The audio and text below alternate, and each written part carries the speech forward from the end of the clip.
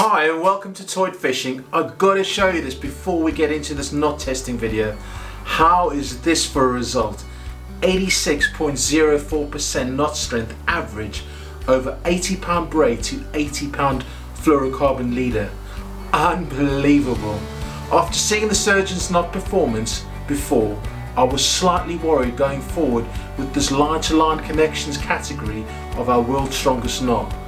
I was honestly gobsmacked when I saw the average for this particular line class. There's also one unspoken truth of why Fluoro is better than monofilament in certain applications.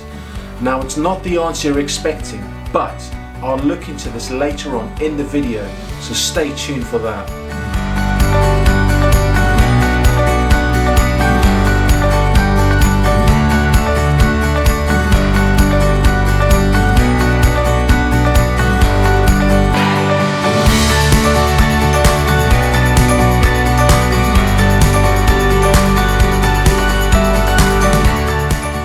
If you're joining us for the first time, I'm Warren and you're very welcome here. Oh, and if you're a regular, hit the pause button and grab a brew. I seem to be missing one tonight, bit of an issue, but anyway.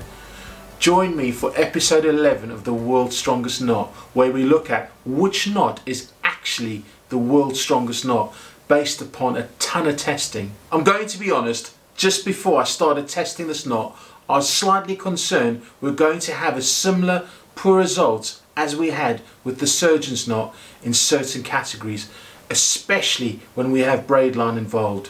These are our broad parameters. If you've heard these before, apologies for that, but enjoy the knot snaps. These are important and help you understand the testing parameters and what we're actually comparing. Number one, remaining unbiased, no mention of line manufacturers. Number two, testing knots in monofilament, fluorocarbon and in braid. Number three, testing knots in 5 different line weight categories: 10 pound, 30 pound, 50 pound, 80 pound and 100 pound. And number four, all knots compared to the actual 100% line strength that we've measured right here on this machine, not what it says on the manufacturer's packaging label strength statement. And number five, batch control on all lines including retesting. And number six, our fishing knot results will be converted into a percentage and compared against the mainline, which will be the baseline or the maximum achievable strength. Number seven, will give you data on the exact amount of wraps used in every single knot. And number nine, over 500 results were compared on this knot. So as I mentioned in the surgeon's knot video, line to line connections really do take the brunt of the load compared to terminal knots, which have a hardened end to tie the knot against. So this is the secret to fluorocarbon lines and their advantage over monofilament when tied to braid. We've all heard the visibility to fisheye argument, the abrasion against the fish and the gill flukes, or the terrain while fishing, neither of which I'm disputing. But for me, the single most important feature of fluorocarbon is this. It's the hardness of the line which the fluoride gives the line itself. This in turn gives it great characteristics like higher density and resistance to abrasion, etc. This is the key ingredient for certain line-to-line connections. Now, let's take a look at the results. You will see, as we compare the fluoro versus mono results, how these two lines behave when tied to a braid mainline. So let's take a look at the mono to mono results for the 7 different line categories, including variable line thickness. 10 pound mono mainline to 10 pound mono leader, line strength of 12.77 pounds, 3 wraps and 55.64% mean knot strength. 30 pound mono mainline to 30 pound mono leader, 41.76 pounds actual measured line strength, 4 wraps and a mean knot strength of 55.35%. 30 pound mono mainline to 50 pound mono leader with the weakest line strength of 41.76 pounds. The 30 pound was 4 wraps, the 50 pound was 3 wraps, 67.16% mean knot strength. 50 pound mono mainline to 50 pound mono leader with actual measured line strength of 66.33 pounds, 4 wraps for both and a mean knot strength of 56.07%. 50 pound mono mainline to 80 pound mono leader with the weakest line strength of 66.33 pounds. The 50 pound with 4 wraps and the 80 pound with 3 wraps, and a mean knot strength of 56.99%. 80 pound mono mainline to 80 pound mono leader with the actual measured line strength of 106.05 pounds. 4 wraps was used for both sides, and mean knot strength of 63.71%. And 100 pound mono mainline to 100 pound mono leader, actual measured line strength of 128.27 pounds. 4 wraps was used, and a mean knot strength of 50.39%. Braid to monofilament in 7 different line categories. Let's check it out. 10 pound braid mainline to 10 pound mono leader with the weakest line strength of 12.77 pounds. 10 wraps up, 10 wraps down on the braid, 4 wraps on the mono, and a mean knot strength of 60.87%. 30 pound braid mainline to 30 pound mono leader with the weakest line strength of 36.1 pounds. 10 wraps up, 10 wraps down on the braid, the mono with 4 wraps, and a mean knot strength of 66.55%. 30 pound braid mainline to 50 pound mono leader with the weakest line strength of 36.1 pounds. 10 wraps up, 10 wraps down on the braid, and 4 wraps on the mono with a mean knot strength of 77.59%. 50 pound braid mainline to 50 pound mono leader with the weakest line strength of 55.48 pounds. 10 wraps up, 10 wraps down on the braid and on the mono, 4 wraps, and a mean knot strength of 61.42%. 50 pound braid to 80 pound mono leader with a weakest line strength of 55.48 pounds. 10 wraps up, 10 wraps down on the braid, 4 wraps on the mono, and a mean knot strength of 66.27%. 80 pound braided mainline to 80 pound mono leader, the weakest line strength of 103.72 pounds. Look how strong those line types are. Anyway, 10 wraps up, 10 wraps down on the braid, 4 wraps on the mono, and a mean knot strength of 57.11%. 100 pound braided mainline to 100 pound mono leader, weakest line strength 93.59 pounds.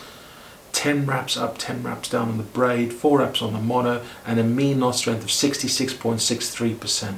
And finally, braid to fluorocarbon in 7 different line categories, including the category requested by one of my subscribers who targets a lot of tuna out of San Diego, where these tuna become very line shy and they end up using a 50 to 60 pound braid mainline tied to a 20 or 30 pound fluorocarbon leader. 10 pound braid mainline to 10 pound fluoro leader with the weakest line strength of 12.38 pounds. The braid 10 wraps up, 10 wraps down, the fluoro 4 wraps, and the mean knot strength of 69.17%. 30 pound braid mainline to 30 pound fluoro leader with the weakest line strength of 31.23 pounds.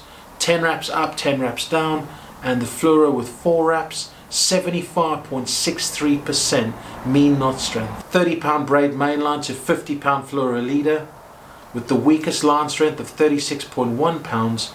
10 wraps up, 10 wraps down on the braid, and 4 wraps on the fluoro with a mean knot strength of 72.08%. 50 pound braid mainline to 30 pound fluoro leader with the weakest line strength of 31.23 pounds.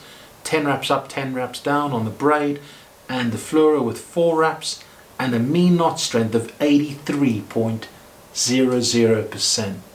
Crazy that. 50 pound braid mainline to 50 pound fluoro leader with the weakest line strength of 41.63 pounds. The braid with 10 wraps up and 10 wraps down, and the fluoro with 4 wraps, 81.15% mean knot strength. And 50 pound braided mainline to 80 pound fluoro leader, the weakest line strength of 55.48 pounds.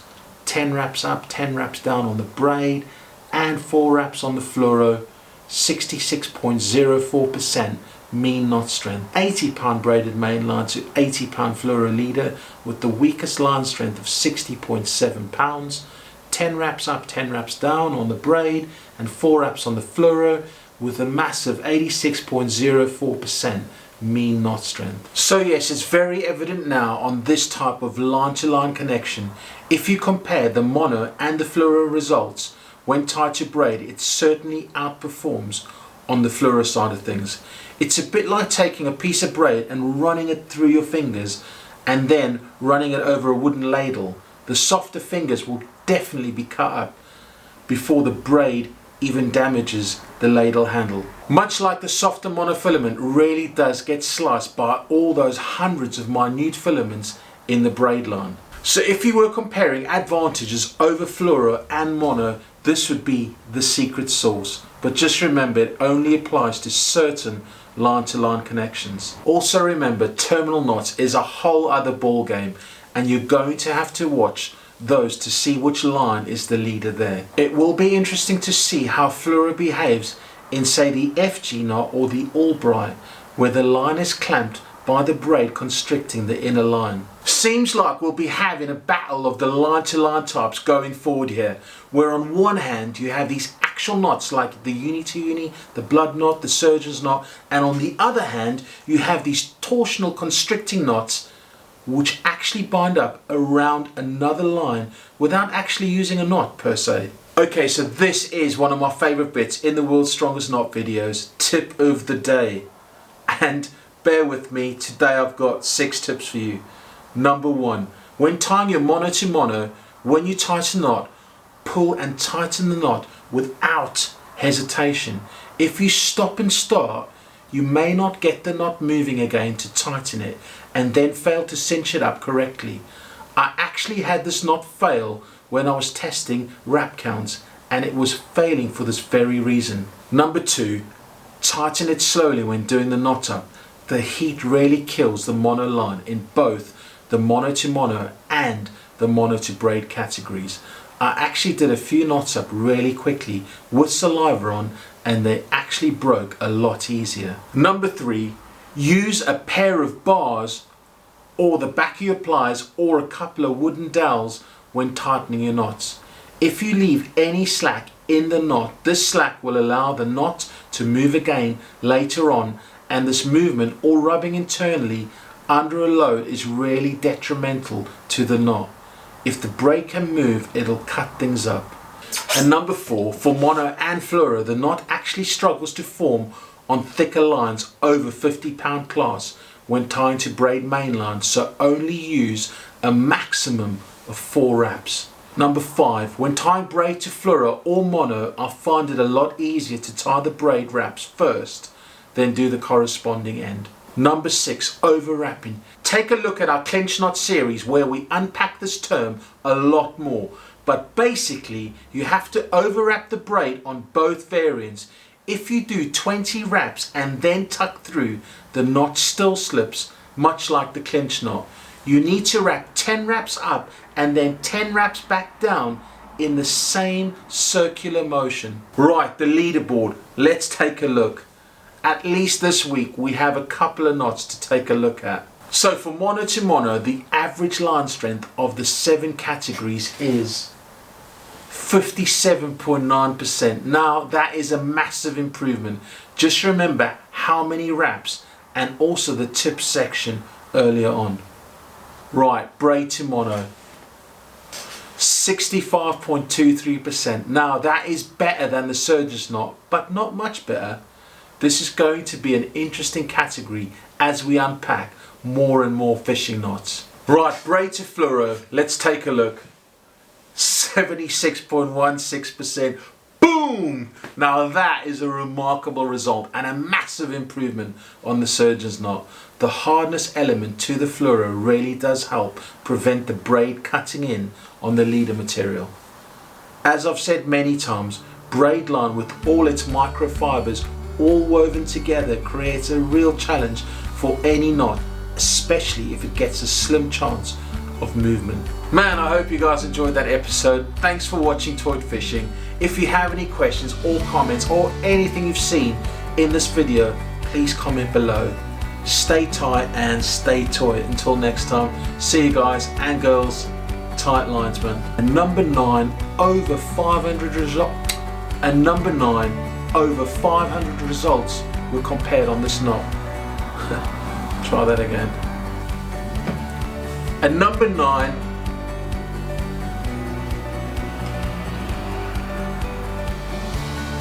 If you're joining us for the first time, I'm Warren and you're very welcome here.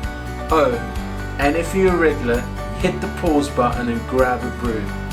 Join me for episode 11 of The World's Strongest Knot, where we look at which knot is actually the world's strongest knot based upon a ton of testing and loads of loud exhaust pipes.